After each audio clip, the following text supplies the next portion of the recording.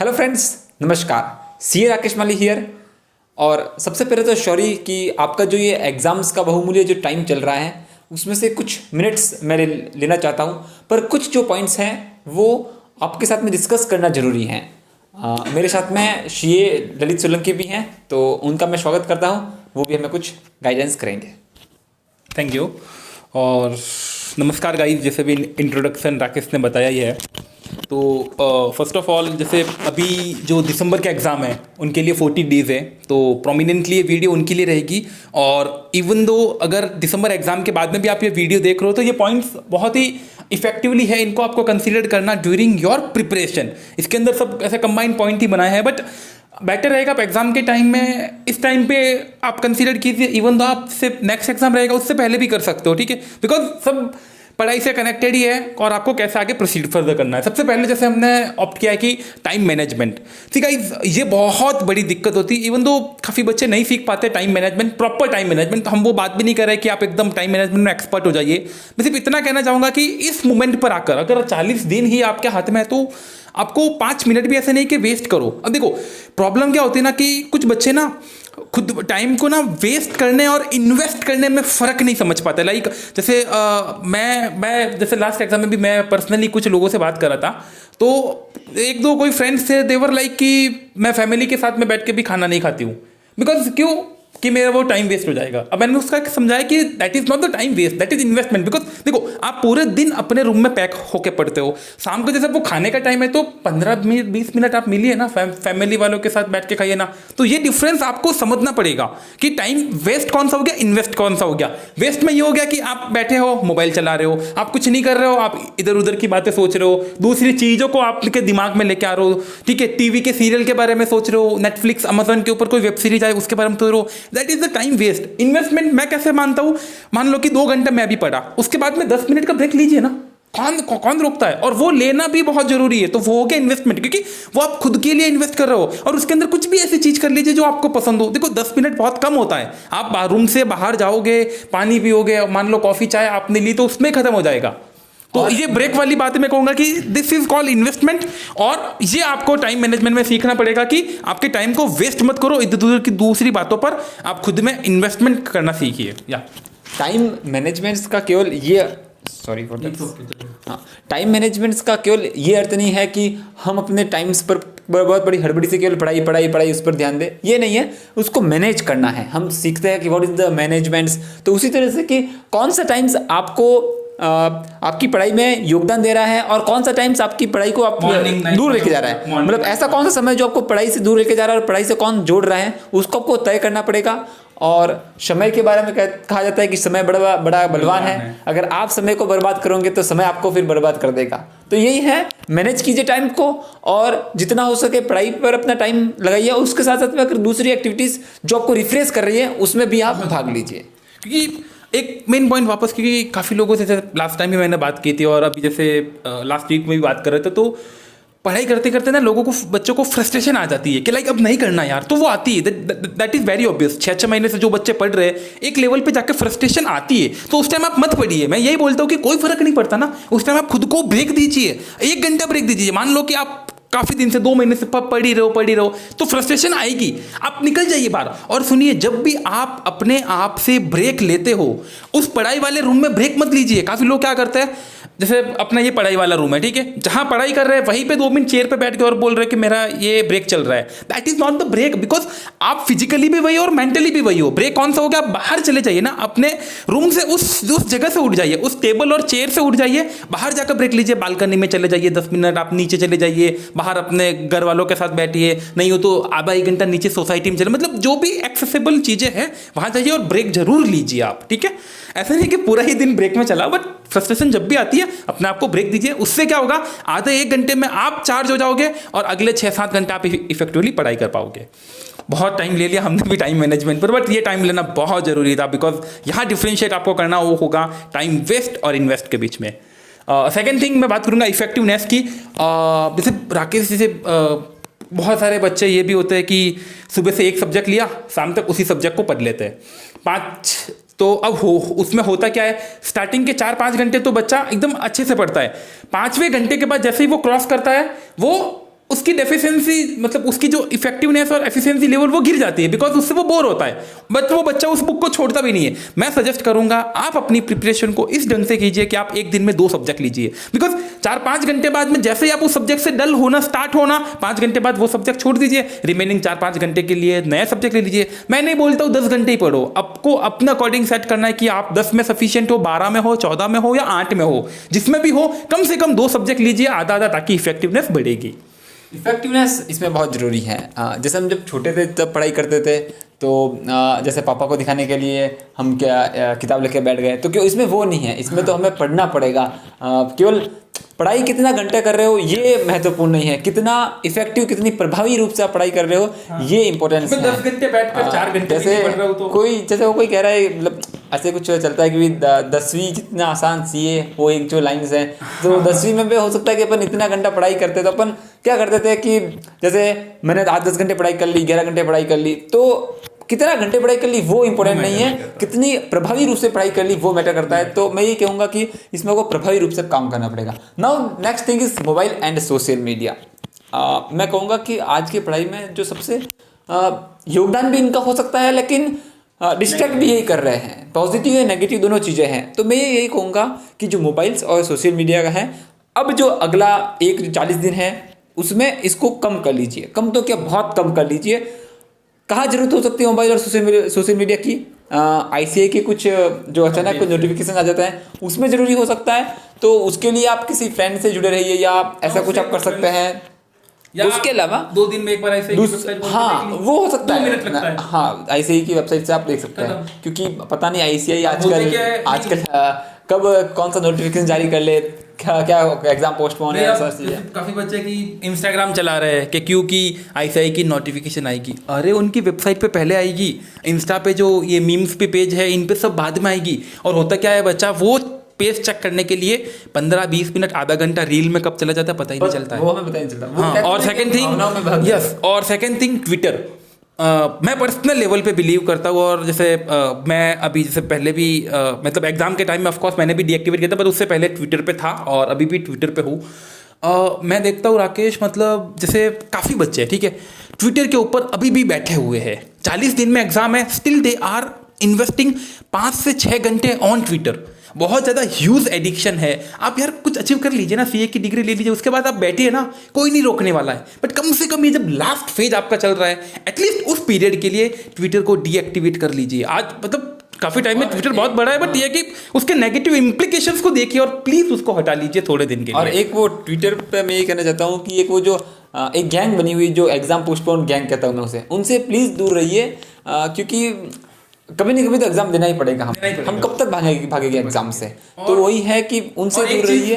Exam वाले में भी ये है कि अब जैसे 40 दिन बचे हैं ना, तो आज बच्चों को डर लगेगा, तो आज क्या बोलेंगे कि काम करो महीना भर पोस्टपोन कर लो, तो आज बच्चा वो रिलैक्स होकर बैठ जाएगा, फिर महीने भर बाद में फिर से 40 दिन आएंगे, फिर से वो साइकिल घूमेगा। पर वो ये नहीं समझते हैं कि जब अगर एग्जाम 40 दिन पोस्टपोन होता है, तो उसके साथ साथ में आपकी जिंदगी के भी 40 दिन पोस्टपोन हो जाते हैं। आपके सीए की जो लाइफ है उसमें भी 40 दिन कम हो गए हैं। तो बस यही है कि एग्जाम पोस्टपोन से सब कुछ नहीं होता है। आप बस अपनी तैयारी करो, और कभी ना कभी हमें एग्जाम देना ही पड़ेगा। कब तक हम एग्जाम से भागेंगे? तो उन गैंग से आप दूर रहिए जो एग्जाम पोस्टपोन की बात करता है या उनकी बात करता है, तो उनसे आप दूर रहिए और प्लीज़ अपनी स्टडी पर ध्यान दीजिए। ये वाली जो बात है ना, जैसे काफ़ी लोग, बहुत सारे बच्चे डरते हैं, काफ़ी क्या 90% उसे भी ज़्यादा कि नहीं एग्जाम से हर किसी को डर लगता है। आपको भी लगा था, मेरे को भी लगा, बिकॉज सब नॉर्मल है। अगर आप ये सोचते हो कि मैं एग्जाम तभी दूंगा जब मेरी पूरी प्रिपरेशन होगी, तो मेरे दोस्त शायद ही कभी एग्जाम दिया जाएगा, बिकॉज पूरी प्रिपरेशन के साथ तो किसी के भी एग्जाम नहीं। अपन भी गए किसी भी एग्जाम में तो कुछ ना कुछ छूट जाता, पूछे कोई ना कोई चैप्टर रहता है, इट्स कंप्लीटली फाइन, सबके रहते हैं। बट ऐसा नहीं आधा सिलेबस छोड़ के, जो वो एक अलग बात हो गई। तो कभी ये मत सोचो कि पूरी प्रिपरेशन होगी तो ही दूंगा। और मोबाइल बिल्कुल गाइस, आप मतलब ये बड़ा वाला जो भी मोबाइल है आपके हाथ में, आप इसको रख लीजिए। हद से क्या है, मम्मी पापा का फ़ोन ले लीजिए, वो भी यूट्यूब के ऊपर। अगर कोई रिविजन लेक्चर्स और कुछ वीडियोस आप चाहते हो कि आपकी हेल्पफुल है, उनको देखने के लिए। और रिवीजन वीडियो में मैं कहना चाहता हूँ कि प्लीज़ एक टीचर्स पर फिक्स रहिए। ऐसे नहीं कि वो हम आगे स्विचिंग में बात करेंगे कि मैं इधर से भी ले लूँ उधर से भी ले लूँ, वो नहीं है। बस रिवीजन वीडियो देखिए, बट यूट्यूब पे फिर ज़्यादा टाइम वेस्ट मत कीजिए।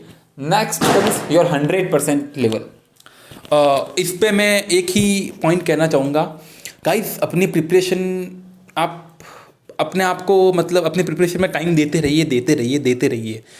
एक चीज़ मैंने अपने पर्सनल लेवल पे भी बिलीव की है, जब मैं क्वालिफाई हुआ, ठीक है, उससे पहले मेरा जब नहीं हुआ 3 मार्क्स से मैं रह गया था, उस अटेम्प्ट में और इस अटेम्प्ट में मैंने डिफरेंस की है, क्योंकि इस अटेम्प्ट में मैं अपनी प्रिपरेशन लेवल को एक लेवल पर लेके चला गया, जिस लेवल के बाद मैंने खुद से कह दिया कि ललित इतनी ही प्रिपरेशन मेरे से हो सकती है। अब मैं वो नहीं बोलूंगा कि मैं 14 घंटे पढ़ता था, 16 घंटे पढ़ता था, 12 घंटे पढ़ता या 10 घंटे पढ़ता, वो आपके देखने कितनी कैपेबिलिटी थे, बट मैंने अपना 100% दे दिया।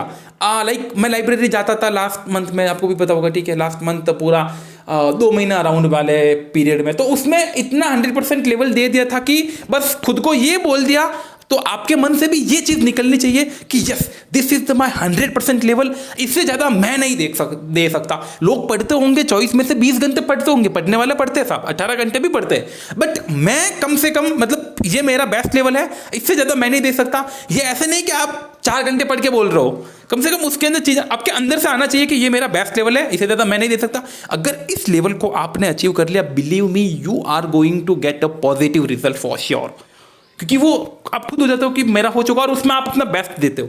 तो दैट इज फॉर ये 100%। जो इसमें बात आती है कि मुझे भी अक्सर कोई लोग पूछते हैं कि मतलब आपने को एक दिन में कितने घंटे पढ़ाई करनी चाहिए तो आप सीए बन जाओगे, तो ये मैं कहता हूँ कि ये सब कुछ आप पर डिपेंड करता है कि आप कितने घंटे पढ़ाई करते हैं। जैसे कि अब आपके सामने हम 2 एग्जाम्पल्स हैं, कहीं ना कहीं ये मैं ये नहीं कहता कि सब ये कैपेसिटी की बात नहीं है, ये बात होती है कि अपन खुद कितना घंटा, ये कहा ना कि आपका अपना 100% लेवल कब अपन पहुंच जाता है, अपन खुद का 100% लेवल कितने घंटे में पहुंच जाता है, बस उसको अचीव कर लीजिए।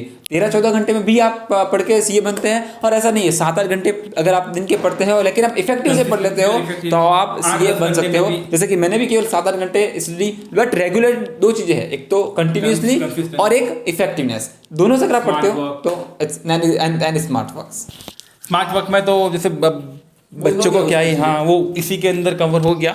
और मेनली स्मार्ट वर्क में यही है कि जैसे आप प्रैक्टिस भी करते हो क्वेश्चन की, तो ऐसा नहीं कि पूरा के पूरा क्वेश्चन लिख के पूरा कर दिया। आप जैसे एसएफएम एफआर के हो गए तो आप फिगर्स लिख के सॉल्व कर दिए कि हाँ ठीक है, कैलकुलेटर पे कुछ क्वेश्चन जैसे एसएफएम के हो गए 10 में से 1-2 क्वेश्चन हाथ से पूरा लिख के कर दिया, बाकी क्वेश्चन आप कैलसी पे कर दिए, कुछ हल्का हल्का लिख के कर दिया, तो वो स्मार्ट वर्क वहाँ से टाइम बचाइए। काफ़ी बच्चों को मैंने देखा जैसे एसएफएम में पूरे के पूरा क्वेश्चन सॉल्व कर रहे हैं, अब वो 15-20 मिनट एक क्वेश्चन ले रहा है भाई, उतने टाइम में 3 क्वेश्चन हो जाएंगे, तो 1 या 2 क्वेश्चन ही आप लिखकर सॉल्व कर लीजिए 10 में से, बाकी के 7-8 क्वेश्चन आप लीजिए कैलसी पे। आपको मतलब कि कुछ उसमें से सिलेक्ट करना पड़ेगा कि मैं कौन से क्वेश्चंस को मतलब कि लास्ट में उसको वापस करूंगा, वो चीज़ है। और आईसीआई की जो मटेरियल है वो भी स्मार्ट वर्क्स ही है। लोग पता नहीं आईसीआई मटेरियल को क्यों एकदम ही अलग कर लेते हैं, बट जो आईसीआई की मटेरियल्स या आईसीआई की जो आरटीपी एमटीपी है उनसे पढ़ना भी एक स्मार्ट बात है। मैं तो एक ही पॉइंट मतलब कहूँगा कि बच्चों को अटेम्प्ट लगते हैं काफ़ी लोगों से, मतलब जैसे पास हुए उनसे भी मेरी बात हुई, और जो नहीं हो पा रहा है उनसे भी। आईसीएआई के मटेरियल को पढ़े बिना पास होना बहुत मुश्किल है। आप बाहर मार्केट की कितने भी टीचर के नोट्स पढ़ लो, आईसीएआई के मटेरियल को आपको कम से कम एक बार तो पढ़ना ही पड़ेगा। इस बार ऑडिट का पेपर लोगों को 40 मार्क्स तक नहीं आ रहे थे, बट पहले ही चीज़ जैसे वो ठान ली थी कि नहीं आईसीआई की मटेरियल पढ़ना, आपने भी पढ़ा मैंने भी पढ़ा, 40 मार्क्स आए। ऐसा नहीं कि वो पढ़ लिया और 40 मार्क्स फिक्स हो गए, बट ये है कि वहाँ से कुछ पॉइंट्स निकलते हैं, बिकॉज ऑडिट के अंदर रिनाउंड ऑथर्स की बुक है, वो मैंने रेफर की एंड देन आईसीआई की मटेरियल रेफर की, फिर भी मेरे को काफ़ी पॉइंट्स ऐसे मिले आईसीआई की मटेरियल से कि यार 15-20 पॉइंट मिनिमम ऐसे मिले होंगे जहां एमसीक्यू बन सकते हैं, और उसमें 1-2 एमसीक्यू तो वहां से बना ही है उसकी हेल्प से, तो बहुत मैटर करता है, और यहाँ 1-2 मार्क्स भी मैटर करते हैं। तो आईसीआई के मटेरियल के बिना पास होना बहुत मुश्किल है। आप एक बार कम से कम जरूर उनके मटेरियल को देखिए।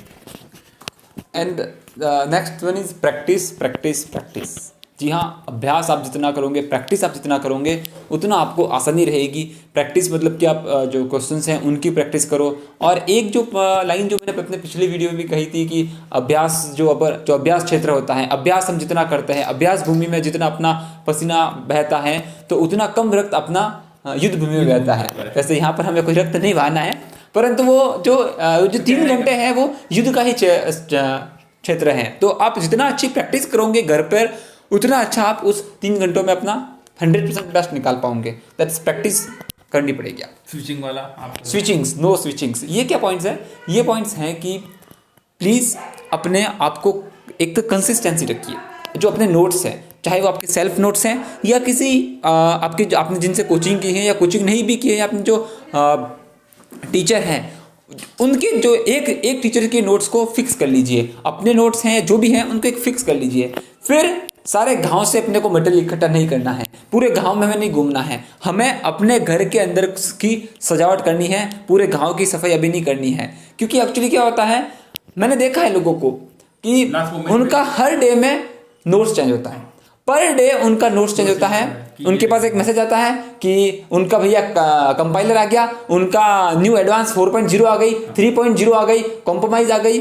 फिर उसके बाद में बहुत सारी चीज़ें कि बहुत सारी वो नोट्स आ गए, उनके नोट्स आ गए, 2.0 नोट्स आ गए, 3.0 आ गए, हाँ बॉम्ब आ गए, बॉम्बर्स आ गए, जो भी XYZ इसमें जो ये जो नाम लेते हैं, प्लीज अपने आपके नोट्स या तो खुद के नोट्स हैं या किसी टीचर्स के नोट्स हैं, ये कोई दिक्कत नहीं, जो भी प्रेफर कर रहे हो बस उसको फिक्स कीजिए। फिर जो बॉम्ब है उसको अलग ही रखिए, क्योंकि एक नोट से पढ़ोगे तो बहुत फायदा होगा। नहीं तो फिर क्या, अगर आप बतेरे पूरे गांव की पंचायती करोगे तो फिर ये पंचायती बड़ी दिक्कत होगी। इसलिए इसे पूरा बता ही दिया राकेश ने। लास्ट मोमेंट पे नोट में कोई स्विचिंग मत करो। जो आप जिस टीचर से क्लास की है, जिस टीचर से के नोट से आप अब तक पढ़े हो, उसी को रेफर कीजिए। क्योंकि मार्केट में लेने जाओगे तो मैं बोलता हूँ जैसे कोई भी सब्जेक्ट FR 10 अलग अलग ऑथर के क्वेश्चन बैंक मिल जाएंगे। उसमें है क्या, ICI की तो सब क्वेश्चन ही ICI के तो है, तो अपना ऑथर को फॉलो कर दीजिए। हाईएस्ट टू हाईएस्ट ICI का ऐड कर लीजिए, जो हमने पहले भी बोला है कि ICI के मटेरियल के बिना पढ़े बिना पास नहीं होंगे। बट आप इधर उधर मार्केट में मत मांगिए कि इसके नोट से तो ये भी दे दो, ये भी दे दो। जो सब करना था ना वो 6 महीने पहले करना था। अगर आप इस वीडियो को 6 महीने पहले देख रहे हो तो भी मैं कहूंगा कि आप अभी से फिक्स कर दो। जिन ऑथर के नोट्स पढ़ने उनके फिक्स कर दीजिए। आगे जाकर लास्ट मोमेंट पे पिछले 2-3 महीने में स्विचिंग नहीं करनी, चाहे आपको नेगेटिव रिजल्ट मिला। एक बात होती है, बच्चों को नेगेटिव रिजल्ट मिलता है तो ऑथर की बुक छोड़ देते हैं। अरे वो बुक बेकार थोड़ी है, आप असेस कीजिए। अगर आपको लगता है बिल्कुल सही नहीं तो छोड़ दीजिए। बट ऐसा नहीं कि नेगेटिव रिजल्ट मिला तो नोट छोड़ना ही छोड़ना है। ये वाला पॉइंट है। एंड लास्ट में मोटिवेशन, मेरे हिसाब से मोटिवेशन की अब क्या ही ज़रूरत है जब आप इस लेवल पे आके एग्ज़ाम दे रहे हो। बस यही कहना चाहूँगा कि जब भी अगर आपको कभी ऐसे लगे कि यार अब मेरे से नहीं हो रहा है या मेरे से नहीं पढ़ा जा रहा है, सोचिए CA आपने क्यों ज्वाइन की थी। इस CA प्रीफिक्स को लेने के लिए तो की थी, तो ऐसे बीच में लड़ाई छोड़ के थोड़ी जा सकते हो यार। आपके पेरेंट्स भी तो वेट कर रहे ही रहे ना कि मेरा बच्चा पढ़ेगा, एग्ज़ाम देगा, पास होके आएगा और वो प्रीफिक्स हमको देगा। गाइस बिलीव मी, इस बार रिजल्ट अपना आया था और बाय 1 गेट 1 अपना ऑफर जैसे मिला है। सबसे पहले मैंने अपना रिजल्ट देखा था जब मैं CA बना और मैंने घर पे बताया था, तो एक अलग ही खुशी की लहर थी। मैं जैसे बाहर था उस टाइम, और फिर आपका रिजल्ट मैंने देखा कि राकेश भी CA बन गया है। जब ये चीज़ पापा को बताई और घर पे बताई, मतलब पूरे फैमिली और जो पेरेंट्स को जो खुशी थी ना, वो शायद हम आज दिन तक इवेल्युएट कर ही नहीं पाए कि इतनी खुशी हुई क्या है। मतलब शब्दों में आज भी हम महसूस नहीं कर पाते।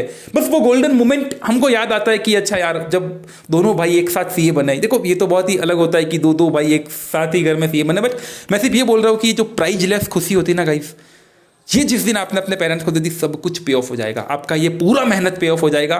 बस उस चीज़ के लिए कम से कम पढ़िए कि आप अपने पेरेंट्स को उनके सपने हकीकत कर सको, जो वो सपने उन्होंने आपके लिए देखे हैं।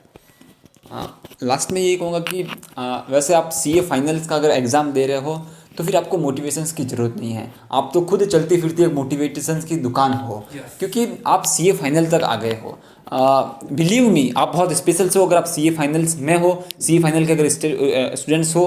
तो एक सबसे बड़ी बात यह है कि आपको किसी और से मोटिवेशन लेने की जरूरत नहीं है। अगर आप एक CA फाइनल स्टूडेंट हो तो आपको किसी से मोटिवेशन लेने की जरूरत नहीं है। अरे पूरी दुनिया को आपसे मोटिवेशन लेना चाहिए कि ये बंदा यहाँ तक आया है और लड़ रहा है और अपने जो मुकाम को हासिल करने के लिए दिन रात मेहनत कर रहा है। पूरी दुनिया को आपसे मोटिवेशन लेने की जरूरत है, आपको किसी से मोटिवेशन नहीं लेना है। आप खुद मोटिवेट हो, अपने आप से मोटिवेट होइए, अपने फैमिली से मोटिवेट हुए। और बिलीव मी, अगर आप अपने आप पर विश्वास रखोगे, अपने अंदर अगर आप विश्वास रखोगे, धैर्य के साथ काम करोगे विथ हार्ड वर्क, तो आप 100% सफलताओं को पालोगे। That's all. बस यही है, हमारी तरफ से हम बस यही चाहते हैं। 40 दिन है, फॉलो कीजिए आप अपने आप को, अपनी पढ़ाई कीजिए, अपना 100% दे दीजिए, आपको अपना बेस्ट रिजल्ट मिल जाएगा। ऑल द बेस्ट, और हम आपको शुभकामनाएं देते हैं और बहुत बहुत धन्यवाद। थैंक यू, धन्यवाद।